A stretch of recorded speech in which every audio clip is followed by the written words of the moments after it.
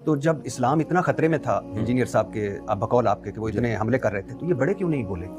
دیکھیں بڑے اپنے آپ کو اس کے لیول کا نہیں سمجھتے. یہ تو انجینئر صاحب نے خود اپنے آپ کو ایک بہت عظیم عالم اسلام کی شخصیت بنا کے پیش کر دیا ہے.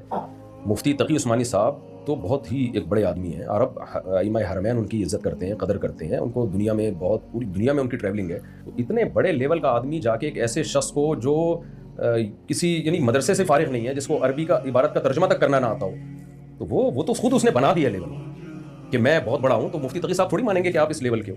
اچھا آپ اتنا ہی کر لیتے جو وہ کہتے ہیں کہ پہلی بات تو یہ ہے کہ جب مفتی طارق مسعود کراچی سے جیلم چلا جاتا ہے اور جاتا کس لیے کہ وہ بقول آپ کے کہ وہ اسلام کی ایک دوسری شکل پیش کر رہے ہیں جو ٹھیک نہیں ہے.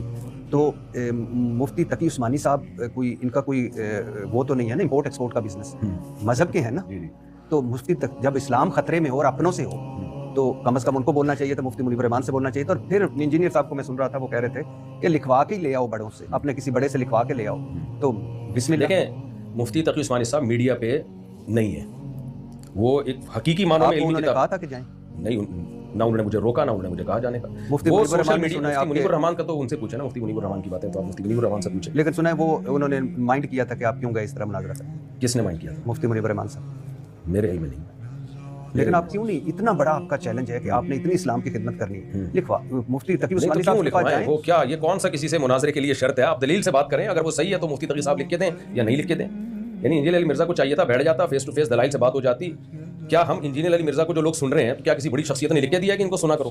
وہ کہتا ہے میں بابو کو نہیں مانتا, دلیل سے بات کرو قرآن و سنت سے. تو ہم بھی جا کے قرآن و سنت سے بات کرتے ہیں, اس کے پاس جواب ہوتا, وہ جواب دے دیتا کہ بھئی یہ دلیل غلط ہے. تو دنیا کے سامنے آ جاتا ہے یہ دلیل کس کی دلیل صحیح ہے کس کی دلیل غلط ہے. یہ جو شرط ہے کہ مفتی تقی صاحب اگر وہ آج کہہ دے کہ نہیں مفتی تقی صاحب بھی نہیں, عالم اسلام کے جو سب سے مایہ ناز امام حرم ہے شیخ شریم سے لکھوا کے لاؤ, میں پھر بیٹھوں گا. تو کیا میں پاگل تھا میں شیخ شریم سے لکھوانے چلا جاتا؟ اگلا جو یہ مطالبے کر رہا ہے کہ مفتی تقی صاحب لکھ کے دیں گے تو میں بیٹھوں گا, اس مطالبے کی لاجک کیا ہے؟ مطلب یہ ان کا کہنا میں نے سنا, پوچھا بھی.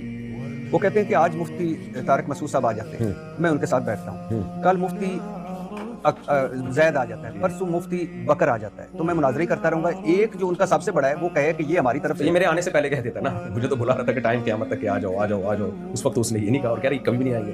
یہ تو آنے کے بعد کے افلاطونیاں اور بکراتیاں ہیں کہ فلاں لکھ کے دے گا فلاں.